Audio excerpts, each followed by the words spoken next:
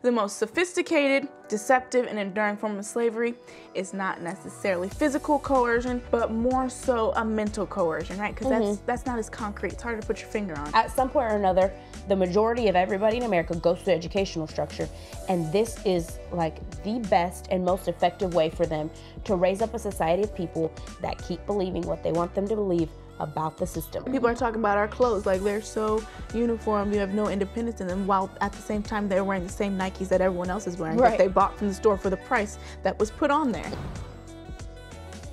Hi, welcome back to Gotta Be Me podcast. We're so happy to be here again with you today. We're your hosts. If you haven't met us yet, my name is Sophia Benyon, and this is my cousin, Peyton Benyon. Welcome back to our channel, everybody. If you are new here, don't forget to like, comment, and subscribe. Now, I do not have a commenting challenge like we did have the other time. Somebody said they got an F in the assignment. But no, they did good. They made an effort. I loved it. It was cute. All the peace, loves, and hair greases in the comments. It was cute. That was, which chapter was that? Was that chapter 1 or chapter 2? That was chapter 2. So go back and look, add on your comments, see if you can get them up to a D, you know? See if we can. I think y'all had an A. I love the effort. A for effort. It was so much fun to look through, and I don't know, I felt like people listened, so that was really nice. But today we are going to get into another chapter of Hustlin Backwards. As we've said previously on other podcasts, this is by no means an attempt to say what the author is saying or interpret for him or speak for him in any fashion. This is just what we were able to gather from it and how it affected us and the way we process things. So with that being said, chapter 4, the title of it is Sophisticated, Neo-Intellectualized Manipulationism. You did it. I did. I thought you were. I really thought you weren't going to be able to. I know. I totally did. It was like on half speed. Totally a mouthful. But you know, I generally talk at half speed anyway, so that was probably like in line with what I'm saying. That was quarter speed. It's quarter speed. You know, not bad. So that is me and talking. Y'all know I always be stuttering. But basically, they kind of start off the chapter, which you could already tell by the title. This is a big chapter. It's got a lot in it. I don't know if there's going to be any way we can do it justice. I feel like there's not. I mean, I feel like in a lot of ways, this chapter gives us a good foundation for our whole understanding.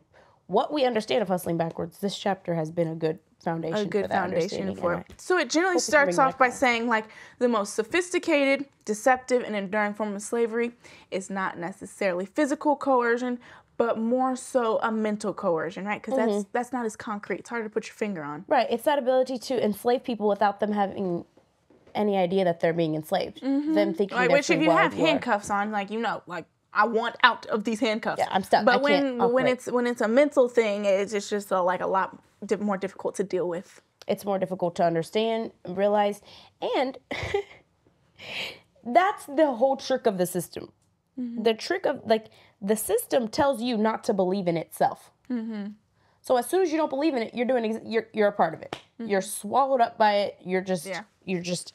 It's really difficult to unentangle yourself from things like that. Right. Well, in chapter 4, Brother Hargrave gives us three ways that society has been manipulated into different false beliefs, and I wanted to read those. I love lists. Some lists just really do something for me. And I love the number 3 and the number 7. It's like they're biblical, numerological, they're biblical, they're perfection, symbolic. But it's just especially 3. Well, 7 is my favorite number, so just aside from that. But like when it comes to lists, I just love groups of 3. It's just so good. So first, people have received, often subconsciously, a false sense of independence and self-reliance. And I know that there was something you wanted to say about that. I just wanted to say that part of what's caused that is something we've already talked about, and that's the age of information that we've lived in. So since we can get on the computer, go to Google, ask Siri, we just feel very much like, I got this. I don't need help. I don't need anybody. All I need to do is just Google it. The information is available. And I know you want to say something about the independence. Oftentimes people believe they're so independent, and they see us and that we're part of an infrastructure that dresses with a uniform, that has a consistent belief system, that is very doctrinal in its beliefs. And they think, well, you don't have your independence. But like, I would counter that by saying, like, no, that's a trick to believe that you do have your own independence, right? People are talking about our clothes like they're so uniform, you have no independence in them, while at the same time they're wearing the same Nikes that everyone else is wearing, that they bought from the store for the price that was put on there, right? Like, and then you're proud of your Nikes, you're proud of what you're wearing, and I get that. I'd be proud of stuff I wear too. But it's just, we're not as independent as we think, right? We go to the grocery store. Nobody is. We buy all our food from the same place. We didn't, you know. We didn't even argue with the cashier about what we paid for. We just showed up. We put down the money that they asked for, and we just obeyed. We just listened. Literally a false sense of independence. And so many ideologies we believe we have because of an independent thought. And You it's not don't true. have an You independent. got it from somewhere. You got it from somewhere. That Solomon said, "There's nothing new under the sun," and there's just a false sense of independence in the air. People just aren't self-made. They aren't self-built like that. We're all interrelated and depend on one another. And to deny that is part of the trick. Yeah. It's part of the trick. Secondly, this deluge of information gives a God complex or false sense of empowerment, which is what I think we were talking about. What's the scripture that you mentioned to me earlier about the God complex? Right, Genesis 3:15. The serpent told Eve, "Ye shall be as gods." Right, she would have the knowledge of good and evil. Right. So people, as soon as they get that information, people feel like, well, now I can, now I am, now I know. And again, it's false. No one has all knowledge in the sense that God has all knowledge. Right. Thirdly, the third thing Brother Stephen mentions is it is difficult for many to see and accept that all humanity has been victimized. Nobody wants to say, not nobody, but most people don't want to be like, I'm a victim, we're all victims. I've been We've taken all advantage been of. Tricked. Right, like I got tricked. Yeah, I fell for it. Yeah. I was duped. Yeah. They ran one on. Like, nobody wants to. I was scammed, that doesn't feel good. That doesn't feel good. And it's hard to admit that. But if we don't admit that, we can't see, we can't acknowledge how the system's been working. So, as always, we can look back to the American slave to help us understand how the oppression has worked. And one of the main things that we noticed that slave masters did not like, would not permit their slaves to have, was a good and proper education.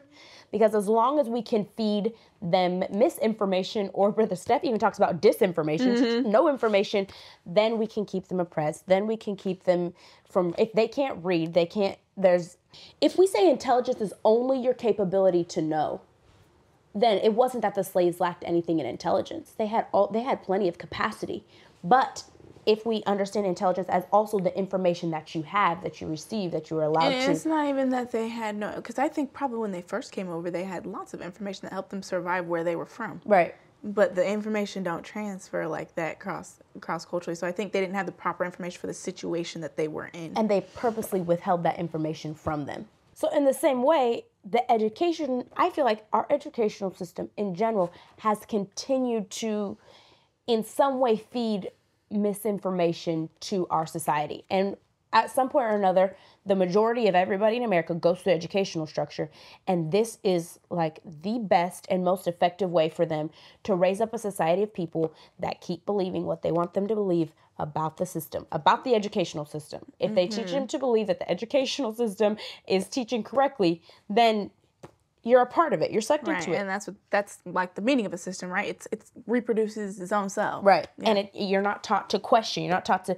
And recently, the other day, my sister ran across this short that she sent to us. She sent to both of us on Instagram.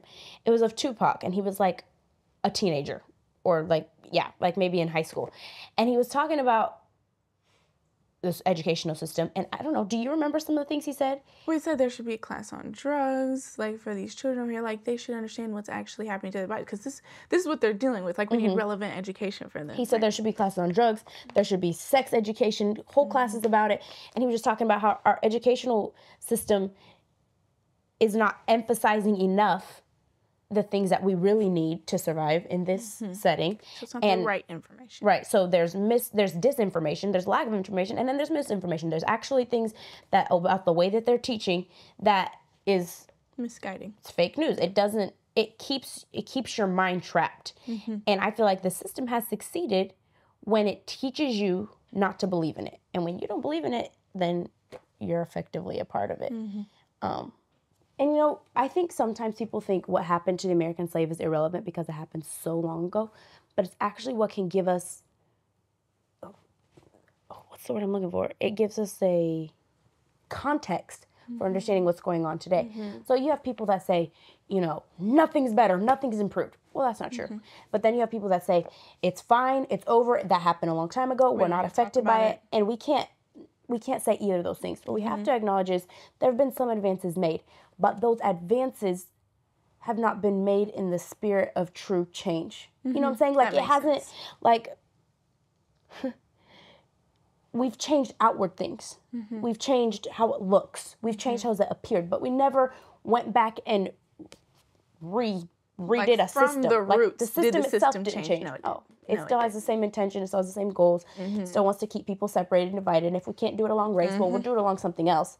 But it didn't change from the root. And I feel like we can see real life examples of that today, right now. So, for example, we'll have things like we want changes for women, right? We think women are sexualized in our society. So there's a woman, it gives this example in the book, and she's interested in giving back to women and funding things for communities, but she's an artist, right? And she sings music with incredibly sexual lyrics. Her shows are incredibly sexualized, right? But then she donates to the, I don't know, Women Speak Out Fund, you know? But then it's just a perpetuation because the women who are watching her, who look up to her, are having a sexualized image. Or, for example, a young man, a young rapper, right? He's made it out, right? He's making music and he gives back to the community. He funds the, I don't know, Boys and Girls Club in the community. But the music that those children are listening to has got violence, drugs, gangs in it, right? And then it's just a perpetuation of the system. So it's like this outward change. They're speaking words of affirmation, or they're supporting it. They're even putting their money to it. But the ideals around which the things that they're fighting, the ideals that feed what they're fighting, they're feeding those ideals. And that's what the author says is the essence of hustling backwards. Because we're the epitome hustling. of it. We're trying. Right? We're moving. We're moving, but backwards. Because it's just feeding and it's just a reverse cycle that keeps going around and around. And we're not actually, we are, and so, okay, back to what we said before, we can't say they're not making a difference. He funded the Boys and Girls Club. Yeah, it was great. It was a help. Good. We need that. I see the Boys and Girls Club every day. I'm glad the children have someone to watch them. We're desperate for that after school program. But when the children go home and they're listening to Kodak Black. You know what I'm saying? I shouldn't say people's names. Somebody's going to come for me in the comments. Yeah, someone's going to come. But they're just listening to lyrics that are promoting negativity. Then that child is going to grow up and the hustle will have been in vain because it was backwards. The child will grow up and the child is, I don't know. I'm not saying anything. And that's just some of the ways that people have been manipulated in sophisticated manners, right? Because it's really hard to dig through and things like that. So, and it's hard to separate. Like, well, he was doing good, but where's the... Right, and it's really hard to divide through that. So that's like the essence of this chapter. I feel like it's been kind of a struggle to work through it just because it's a lot. But and it's like, it's deep and it's like, I feel the press to like communicate properly, like how important it is to understand. And also because like that's the definition of hustling backwards, doing that, you know. From what we've gathered or what we feel like. From what we understand of it. To us, it's like, okay, this is what how really it makes helped sense, us. right? Yeah. But anyway, I hope y'all were able to enjoy that. Please read the book for yourself. Even better, get the audio version and hear the author read it. It's a whole new experience hearing him read it. I think, like we've mentioned, human filters change things, so it's important to get it from the source. Get it through the right filter, because there's always going to be a filter on everything. But we hope you enjoy our journey as we work through this for ourselves, how it's affected us, what it's taught us, what we've learned. And we really want to be able to use this to help change the world. We want to make a difference with our understanding. We don't want it to just be understanding, but we want our understanding to move us. And conversations are always a good place to start. You don't talk about it, nothing happens. So y'all know what time it is. Peace, love, and hair grease.